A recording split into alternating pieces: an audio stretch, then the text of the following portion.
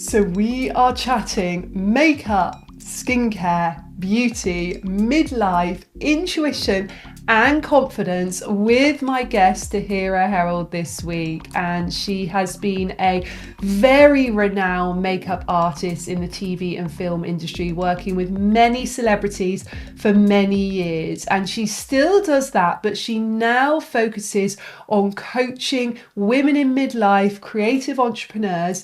And in this week's episode of the Face Yoga Expert podcast, she shares so much wisdom that you're going to want to hear, particularly if you are in your 40s or getting into your 40s or beyond, 50s, 60s, 70s, and you want to just tap a bit more into your intuition. You want to feel that boost of confidence. You want to release yourself from the overwhelm. You want to take aligned action and aligned strategy. And you want your face to look healthy and glowing and gain some great makeup tips. So stay tuned for all of that. And also a quick reminder that the Fusion by Danielle Collins Skincare now has a subscribe and save option, which is amazing because you don't need to remember to reorder your products. They just come straight to your door. You can pick options such as every 2 weeks, 4 weeks, 6 weeks, 8 weeks, 10 weeks, or 20 weeks, whatever suits you. And you can do this with the cleanser, the toner, the mask, the exfoliator, and the moisturizing serum. And remember, they're all natural, organic, they're all ethically made, ethically sourced, plant-based, and they work beautifully on your skin. So just head to the link in the show notes or just go to faceyogaexpert.com for all the information on this beautiful skincare range. And without further ado, let's get into my amazing chat with Tahira. Tahira, a warm welcome back to this week's episode of the Face Yoga Expert podcast. You're back for a second time. I love it. I love being asked back, but also it's been a minute. So Yeah. it's so interesting because I had recently actually saw some of the pictures from around the time that we first chatted, and it feels like so long ago and also yesterday. I know. Well, let me tell you, the date was 15th of March 2020. Now I know, literally, we were 10 days before the lockdown here in the UK. 10 days. And we had no clue it was happening. I mean, even saying it, I'm just getting like full body chills. And we were just living our life. We were out and about before everything shut down. So when I saw that date, I was like, that's crazy. It was literally the episode right before lockdown. Because I have a picture, the picture that I did on the blog of me pinching my eyebrows this way. And when I look at that picture, I'm like, oh my gosh, my chin was so much pointier then. As in like this, the jawline looked differently. I was like, oh wow. But I mean, 5 years it's been. And if you were to summarize what has changed for you in the last 5 years, what would that be? So Yes. from the outside, a few things. From the inside, a lot of things. March 2020, I would have been well entrenched in my makeup artist career, content creation, conscious beauty, all of the things. My son would have been, so 2020, he was like 7, and just living life and thinking everything was great. We lived in London. We were two Canadians that moved to London. We didn't move to the UK. Everything was fine. Where I am now is, as I just said, so my son's 11. I've pivoted. I actually, at one point I said I pivoted so much I fully rotated. But although I still have a little bit of a toehold in conscious beauty, I basically no longer do that much makeup. And I have become I work with creative women. I work with beauty entrepreneurs for confidence and leadership, as a mentor, as a coach, as a speaker. And I could not have foreseen any of this at that time. We moved to the seaside. I go for sea dips. Wow. I go for saunas. I mean, yeah. Like a Wow. lot of things have changed internally and externally. And tell me about internally the changes. Well, the menopause for one. Hmm. I mean, that's, it's so funny because one of my lines is, or one thing I say a lot of the time is midlife is about a lot more than the menopause. Like your hormonal shifts and changes and your body changes and your mental changes are really only the tip of the iceberg of the transformations you're going to be experiencing. For those of you who are not yet in your midlife, or those of you who have been through it and are in it, you will know what I'm talking about. But for those of you not yet in, buckle up. It's going to be awesome. But I think one thing that happens, and I know this is a hormonal thing, is our tolerance for things that we are not important to us, that don't align with our values, for BS, frankly, drops. It has to do with also the drop in our hormone levels, as you know, are all the caring. I'm going to worry about everybody else hormones. Those kind of go away. So a lot of women that I work with, or that I talk to, or that are in my circle, or that I encounter randomly on the bus, all say the same thing, which is like, I just want to do something else that's more meaningful, or I'm kind of not willing to kind of toe the line anymore. That's definitely something that shifted internally for me. We're also navigating all sorts of external changes. We've got children that are becoming more independent. They need us less, or they need us in a different way. It's actually harder, to be honest. Like the baby years where you're like, I just have to make sure that you're clothed, fed, and surviving. Now I'm like, I have to guide you to be a good human while you're snapping back at me because of your hormonal situation. What? So Stop true. bringing up my own demons. I don't want to deal with those. So true. We've got aging parents, we've got loss, we've got friendship groups with stuff happening there.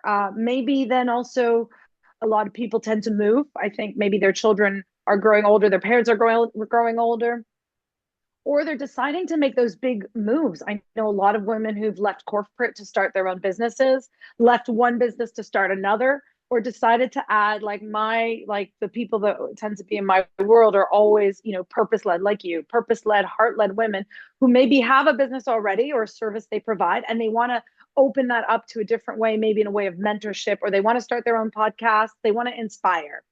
So these years, I think, are very change they're changing from the outside and they're changing from the inside, and learning to navigate that, plus the confidence stuff that happens as your body's changing, as your face is changing, as you're changing your view of the world, is a really interesting dance between not necessarily always wanting to hold on to how we were in our 20s and 30s, not necessarily always wanting to recapture, but having that essence, that fire that was there.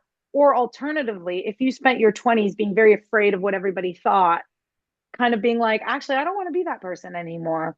And letting those internal shifts percolate, digest through your system. And how does that show up, in your external reality? Absolutely. And when you took that pivot, that massive pivot from mostly doing makeup to mostly working with creative entrepreneurs, when did that happen and how did that happen? So when we last spoke, it sort of started a bit after that. So of course, 2020 ended up being the year that we, weren't really going out and working. So I really leaned into content creation at that time. And before that, I had dabbled, or I was doing it sort of as a kind of time consuming hobby. Whereas at that point, it was like, I need to see if I can make money from this. So I was just reaching out to people. And to be honest, as we both know, that time really was a boom in the beauty industry because people were home staring at themselves. And so I really built this content creation kind of way of working, which started the pivot a little bit. Then what happened was that 2021 ended up being a double year. So my background was as a film and TV makeup artist. I worked a lot in film. And if you don't know, film is a very time, energy, all consuming endeavor. It's super fun. It's wonderful. I've had some most amazing experiences. But as a parent, and both of us were in the industry at the time, it's just a lot in terms of raising a family and having a family. And 2021, although I used to only ever do one project per year because of that. And then I would just do much smaller projects, but I would only ever do one long project because 2020, there was no work. I did two back to back in 2021, which nearly like broke, that was broke the camel's back. And it really made me realize that my focus was not on that. I really wanted to be able to work around my son. I knew that there was only going to be limited time where he's small and wants to hang out with me. And so it really planted that seed. So I was going to lean into content creation. And but the it was time for me to go. And I really wasn't sure what I was going to do. I still loved makeup, but I still had this nagging feeling. And if I'm really honest, and I really rewind all of you listeners back a little bit, in 2010, I read the book The Big Leap, which I'm talking about a lot these days because I'm rereading it for like the fifth time. And this book by Gay Hendrick is just like a seminal piece of work. It's really a pivotal, literally pivotal piece of work about finding your zone of genius, listening to the whispers of your soul, as well as understanding what your upper limit problem is. This idea that we limit ourselves to a maximum amount of happiness or joy, that we kind of have these internal invisible thermostats. And I had that nagging feeling that there was something else for me. So I decided to leave film behind. I was still going to do makeup at that point. And I was going to go do a yoga teacher training. In my 20s, I promised myself I was going to do a yoga teacher training. And it was 2022. I was 46. I'm like, I don't really know what you're waiting for, Tahira, because you're not getting any younger. So I was like, right, off I go. And I went, and the yoga teacher training, to be honest, was the gateway drug. It really was like, I realized so many things. One of the huge lessons there that I talk about a story a lot was me crying on the mat because I was in pigeon pose. And I've never been particularly flexible in my hips. I'm still not. And it was at this really awkward pigeon pose. And as you know, the body keeps the score. And I'm there like tears streaming down my face, like, I can't do this because everybody else is like 28 and super bendy, flexy. And I'm like, I can't do this. And then, someone's like, are you okay? And I was like, the body keeps the score. And, really feeling like, oh, I'm, limited by this aging body. And then on another day, we were attempting to do another pose. I can't remember. I think it was pincha. And I was really having a hard time with it again. And then one of the lovely 28-year-olds came to me. She's like, oh, if you try this, this will work. And then another one came to me. She's like, oh, and then my teacher said, if you do this, and it suddenly occurred to me that the only person there who thought that I couldn't do it was me. And that everybody else that assumed that with a bit of tweaking or practice or strength training or instruction, that eventually I could do this. And it was like I was the one who was stopping myself from doing all those things. Now, to honor yourself where you're at in your body, to say like, okay, my hips right now are not, my knee doesn't do this and my hip doesn't do this. That's okay. We're going to drop into the radical acceptance of that. But it's also important to know, ask myself the question, am I stopping myself, or is it really something that is not possible? So that opened up a whole can of worms. And then, so now we're into 2023. And I really, I don't know if you know the personal development platform Mind Valley. I had been a member. It's like a kind of membership, like a Netflix for your personal development. And it's got hundreds of courses and things that you can do, but mainly for your personal self. And I had reactivated that membership. So I was getting all their emails and did a couple of the courses as part of the membership that I had. And I've always been into personal development. Like I've been reading these kinds of books since I was a teenager. And so this one day, this email came through for a life coaching certification. And I'd heard of life coaching and I knew that it was something that existed. But I'd never really conceived of it. And I just hit buy now. There was like a kind of like, the VAT was going to be off for, a week or a day, 24 hours more. And I hit buy now. It was quarter to 12 at midnight, quarter to 12 on New Year's Eve, 22 into 23.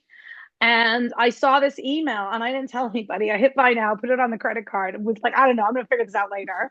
And then just didn't tell anybody for 2 months that I'd signed up for a life coaching certification.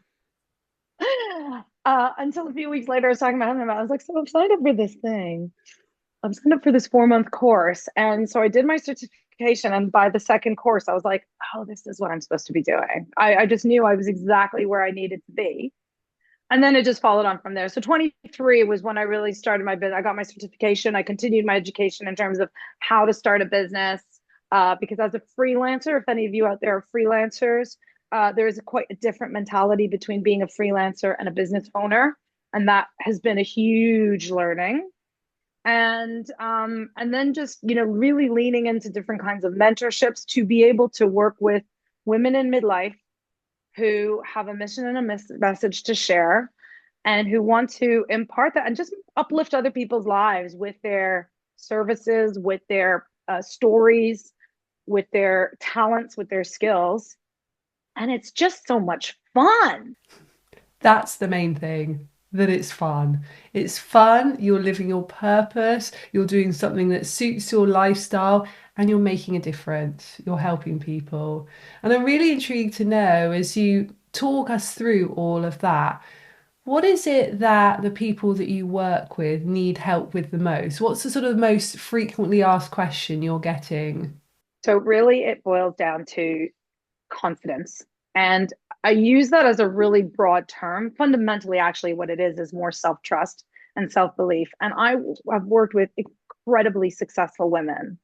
And I think you'll know what I mean when I say this, is that, and because it's true for me, you can be outgoing, you can be outwardly successful, you can be all the things and still have this battle inside you, the second guessing, the doubts that come up. And like I say, through the middle of your life, because of all these changes internally, hormonally, physically, plus externally, there is a shift, and it's moving. Like, it really sometimes feels like the rug has been pulled out from under you.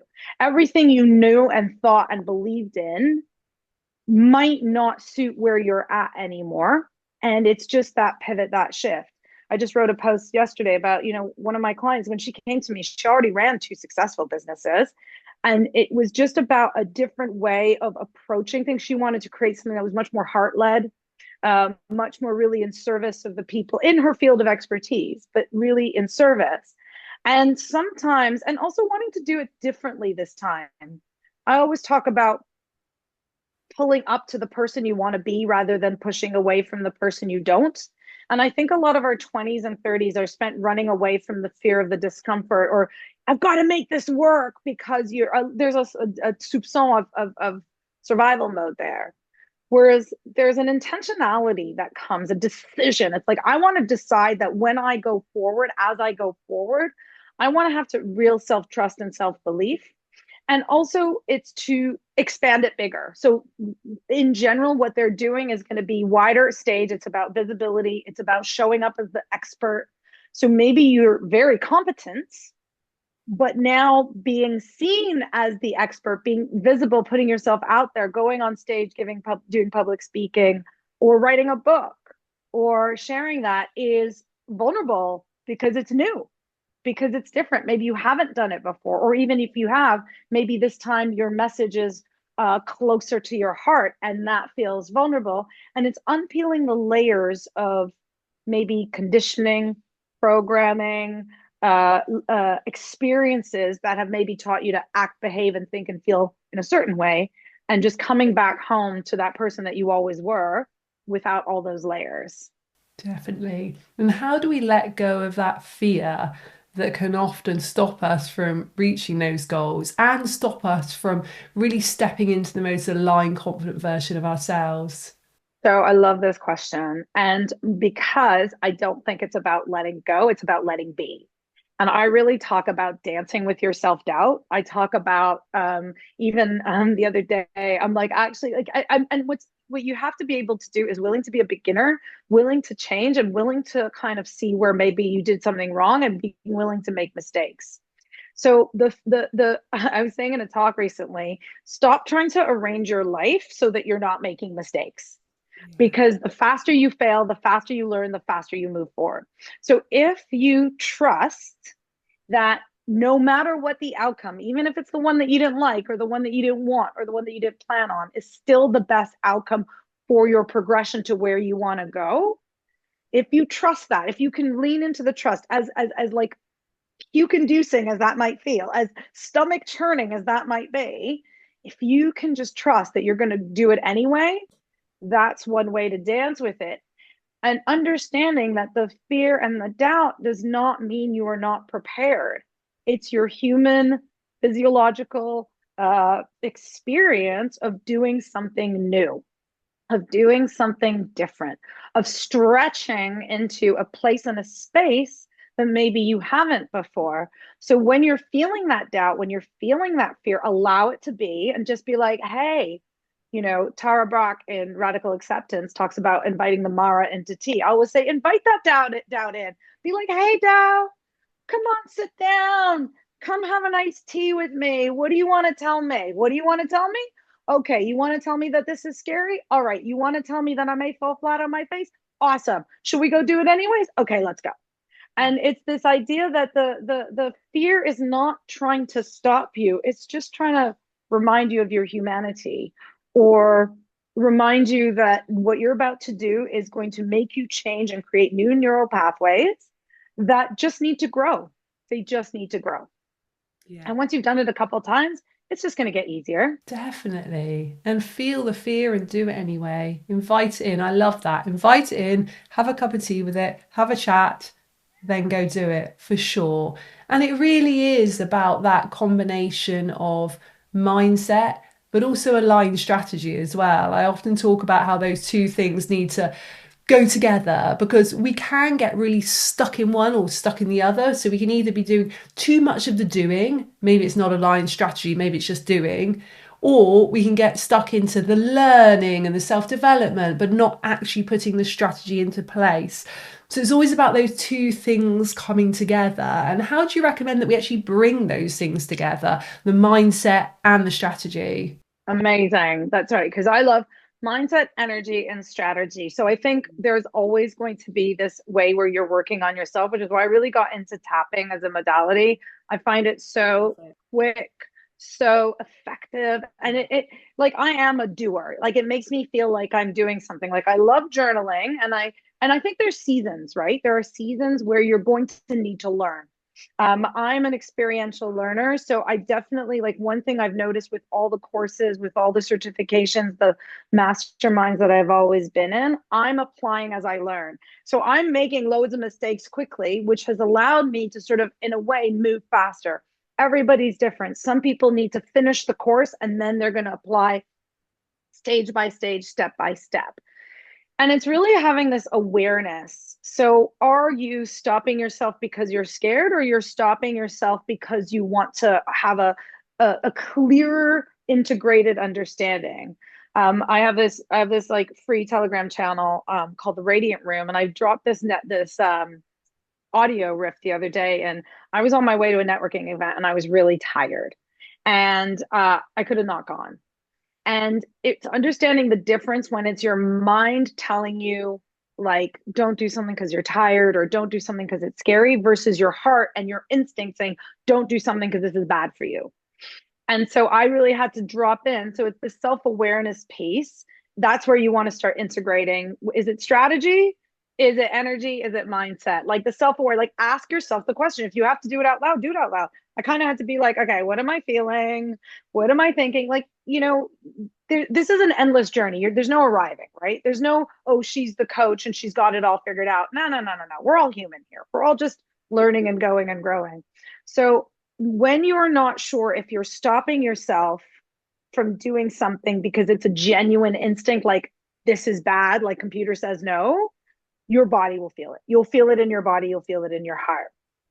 If it's your mind being like, stay in learning mode, don't apply anything because you might be putting yourself out there and then people might laugh at you. That's your mind, and we can talk to our mind.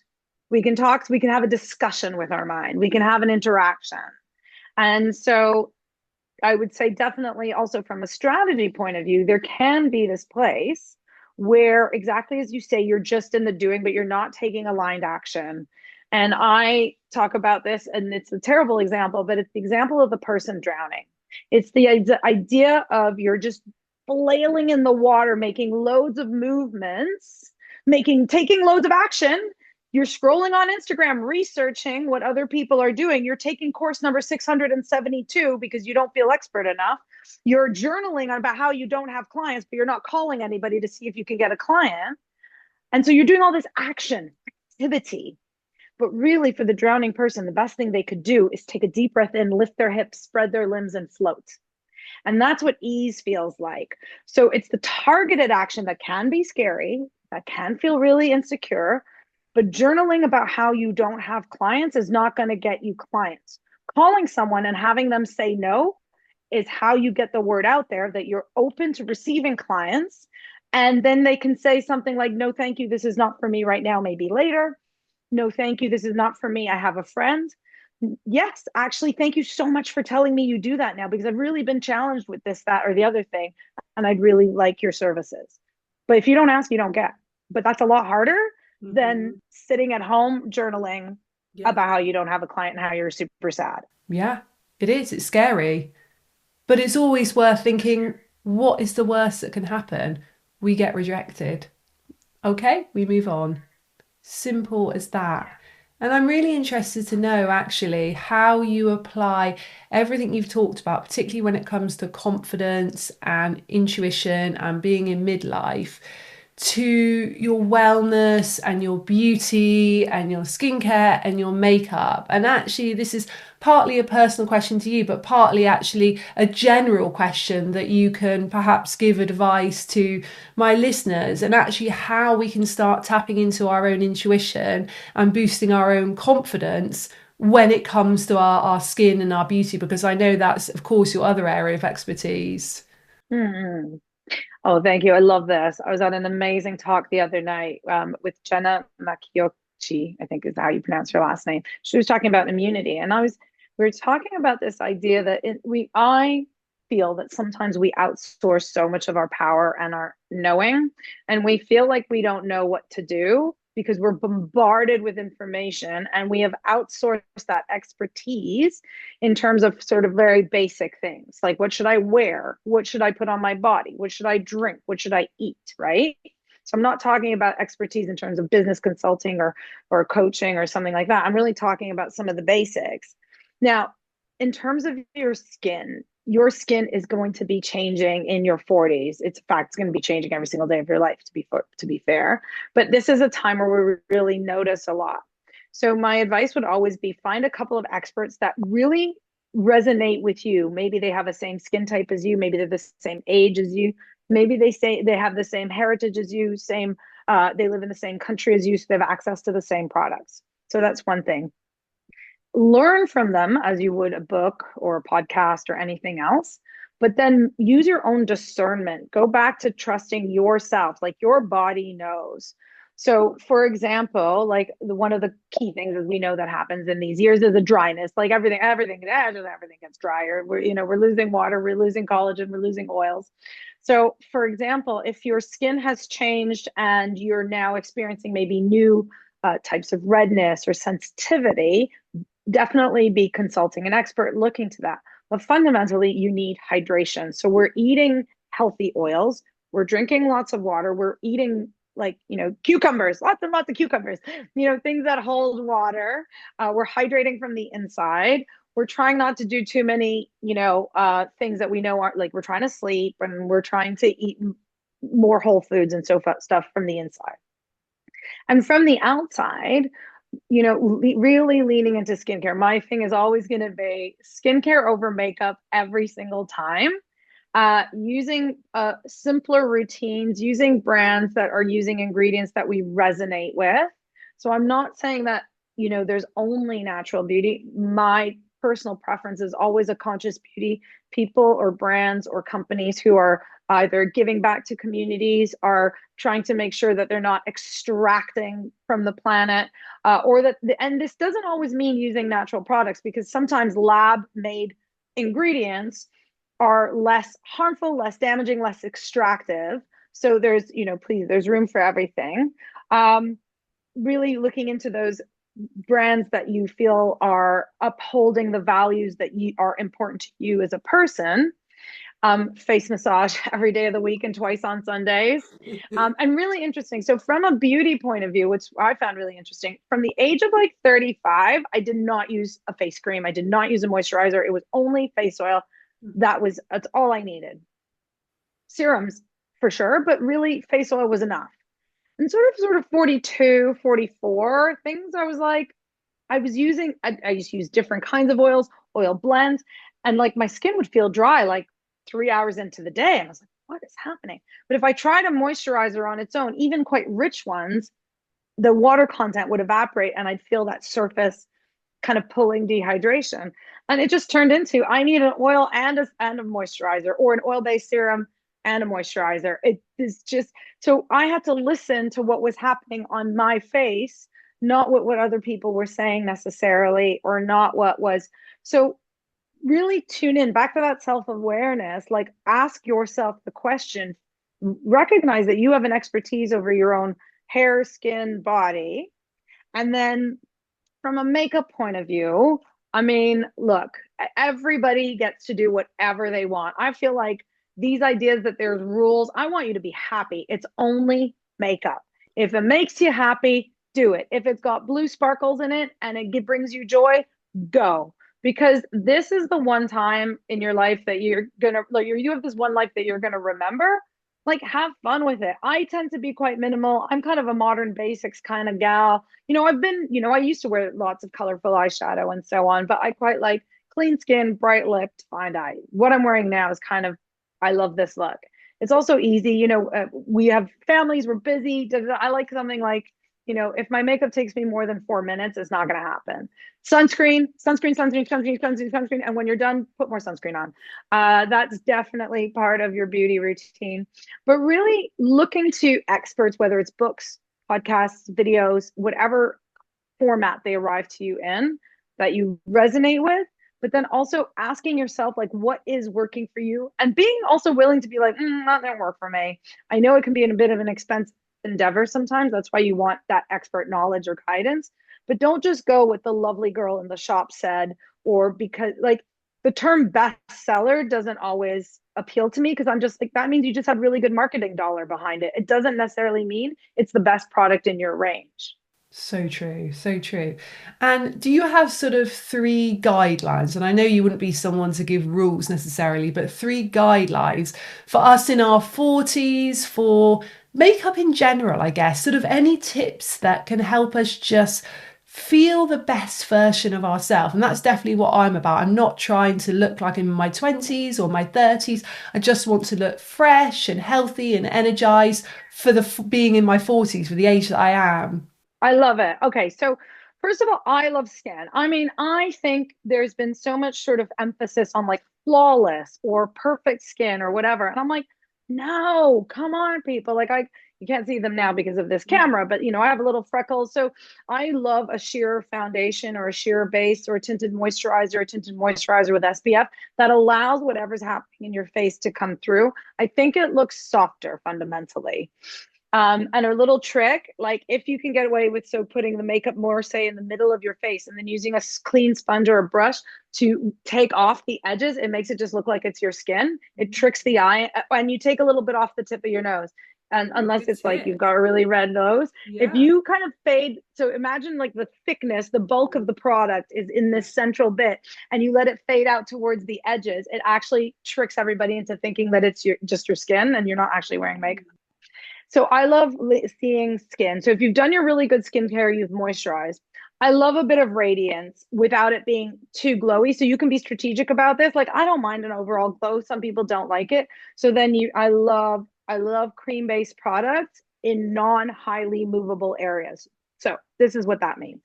For the tops of your cheeks, the bridge of your nose, having that glow. There's a gorgeous new product by Delilah that just came out. That's really lovely. I love these kind of sheer glows where you can just put a little bit and then it just gives that, light reflection. It definitely softens. It can soften pores. It can just soften the whole look, and you want to be strategic. So you want it to be mainly at the high points of your face. So you kind of want to avoid the low points, because or else it does make you just look shiny. You want to like have that kind of strategic glow, and you want to put it in places where if you imagine the sun shining, because the sun is high in the sky, like where would that light hit? So it is tops of the cheekbones, maybe the brow, maybe under top of the nose, and then maybe under the eyebrow. That's a really good one. And then cream-based products that on places that don't move again. So cream bronzer, cream blush, cream foundation, so on and so forth. But places that are highly movable, so sort of around your lips and like your eyes, then unless it's a really good cream based eyeshadow that won't move and won't crease, that's when you want to go maybe towards a powder. But there's this whole new generation of cream eyeshadows that I absolutely love because whatever has happened with technology, they're more advanced. And that's when you can start playing with texture. So I love doing matte on the eye and then having glow on the cheek and matte on the lip. Or you can kind of flip that around a little bit. Like you could have like shimmer on your eye. Like I love a shimmery eye. And then maybe go for a bit of glow on your cheek with a matte blush and a matte lip. You can play with textures and it adds a bit more dimension so that even if you are using a very simple look, um, you're just wearing mascara, for example, a bit of cheeks and some lip. You can really play with the textures to elevate it and make it look a bit more elegant. And then the final tip is really bring all the lines upwards for makeup. So you want to be, so unfortunately, what happens with gravity and the loss of bone, as we actually lose bone density in our face, which is part of aging. So we go into that more triangle rather than inverted triangle. But like anything you can do, so like I always put a little bit of concealer where that fold on the outside of your eye is, where the fold of your eye is, and leaves a little mark. You want to conceal that and bring it up. Under the lip, I always conceal and bring it up. I don't do as long a cat's eye anymore because my eyebrow has, fallen a bit, and the hood of my eye has fallen a bit. But there's always going to be a tiny little tail to my cat's eye, lashes curled every time. Anything that you can send upwards really lifts and opens up the face. Amazing. Literally the best tips. I know that everyone's going to be scribbling these down. So good, so good. So tell me a little bit about your own wellness routines and how you integrate these into your day-to-day life, because I know you're busy, you're a mom, you're a business owner, you're doing all your coaching stuff now, your makeup stuff. So is there any sort of rituals or routines that you do every day, no matter what? Yeah, so I call it my energetic pick and mix. And so I have this like group of wellness practices that as long as I can get to sort of like 3 before noon, I don't have a morning routine the way I'm not a natural early riser, and getting my son off to school and stuff. I do a lot of wrangling on my own because my husband works abroad a lot. So, but every day I wake up and put a guided meditation in. I have like a selection that I listen to, and guided meditation in. Choose your thoughts before your thoughts choose you. First thing upon awakening, so that it's really before the mental monkey mind starts to go. There's always a tapping at some point before noon. And then everything else is a bit like whatever order it can come in. Sometimes it's a cold shower. I really find that that's better than coffee, really, to lift the energy, get your blood circulating. Journaling is something I tend to do more at night, more in the evening. And really, a lot of days, it looks a little bit like I write down 3 things that were wins and 3 things I'm grateful for.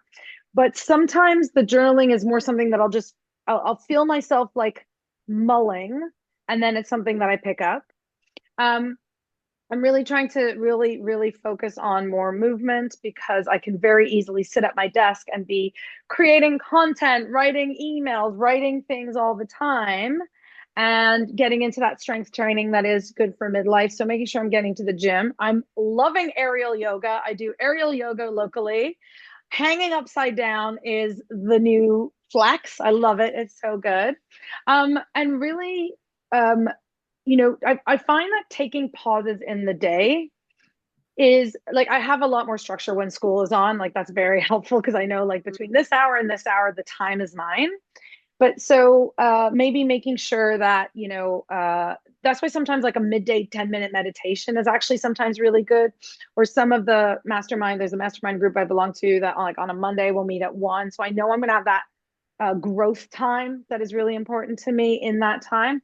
So I would say that if having a regular schedule is something that is not accessible and available to you because you're creative, because you're doing lots of different things, have like a list of your practices that work for you. I definitely say meditation, definitely movement, walking if you live near nature, walking in nature, or looking. I do a lot of tapping, looking at, there's a couple trees outside my house, even though I live in the city.